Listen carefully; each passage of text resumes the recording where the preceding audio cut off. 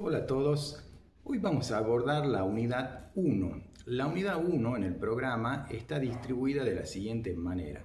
En un primer lugar tenemos lo que es la comunicación efectiva, cuáles son los recursos para entender que existe una comunicación efectiva. Por otro lado es el mensaje, la estructura del mensaje. También tenemos recursos lingüísticos para abordar una comunicación efectiva y tenemos clase de comunicación que puede ser verbal y no verbal. También tenemos comunicaciones en entornos digitales, comunicaciones visuales.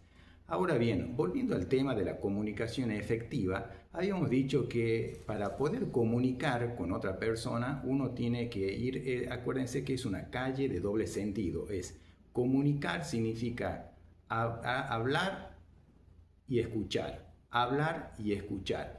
Entonces, la comunicación efectiva es cómo transmitimos ese mensaje a la otra persona, que tenemos que tener también una comunicación directa, asertiva, tenemos que utilizar un lenguaje sencillo para que la otra persona nos entienda.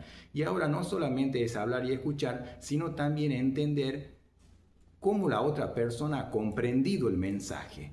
Tenemos que verificar que nos comprendió, porque esto va a generar errores y va a generar malos entendidos en la comunicación. Entonces, la comunicación efectiva tenemos hablar y escuchar, y en esa escucha es una escucha activa, no es lo mismo escuchar que oír. Cuando tenemos una escucha activa, significa que paramos todas las antenas y nosotros estamos analizando lo que esa persona nos quiere decir, nos quiere transmitir, y no solamente en lo que nos dice, sino en lo cómo lo dice, o sea, con el lenguaje no verbal.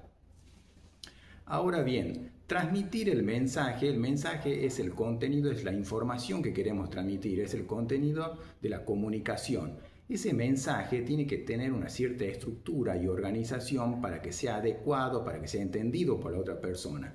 Cuando nosotros estructuramos un mensaje, tengan en cuenta una introducción, un desarrollo y una conclusión. En lo que es la primera parte de la introducción del mensaje es lo que nosotros llamamos un gancho, es la introducción principal para poder tener en cuenta la concentración y prestar la atención necesaria de la audiencia donde nos estamos dirigiendo. El desarrollo tienes que hacerlo con un lenguaje específico, si tienes que ver si tu audiencia es profesional, tienes que ver con un lenguaje técnico, si no es profesional lo tienes que hacer más sencillo, tienes que argumentar en ese desarrollo con criterios objetivos, bien con datos científicos, datos razonables para que las personas puedan entenderlo y que tus comentarios o lo que quieres comunicar se encuentre también con una base de lógica. Y la tercera, que vendría a ser la conclusión, es el final. Tienes que hacer una recapitulación de todo el mensaje y por último una conclusión final.